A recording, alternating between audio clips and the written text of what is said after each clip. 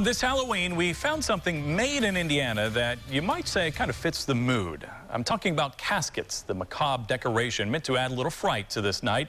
But in this case, these caskets are actually making people smile. Inside a nondescript building near downtown Anderson, the sounds of saws, planers, and sanders fill the air that's thick with the smell of sawdust. A team of craftsmen hard at work, paying close attention to every detail. It's kind of like the final gift for that person. Right. And we want it to be the best that it can possibly be. Before Jim Rogers started at C.J. Boots Casket Company, he worked as an ordained minister, so he knows the importance of that final gift.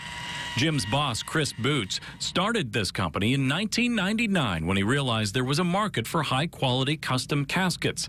After building his first one, he loaded it into his van and drove to area funeral homes. And all 5 of the funeral homes offered to buy the casket from me.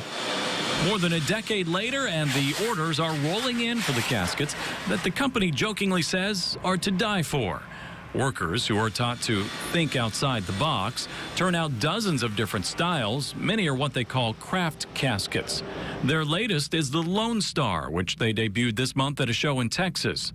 Another is named after Chris's sister Holly, who died at a young age. We have another craft casket that is hickory, that has real hickory trim and hickory bark on the exterior of it, made from real hickory logs, camouflaged interior in it. Every now and then, the company is asked to create a one-of-a-kind, like when they got word a young boy was about to die from cancer. He was a huge baseball fan. He loved the Cubs and the Yankees. So they included sports team logos, Lego figures, and even personalized Louisville Slugger baseball bats for the casket handles.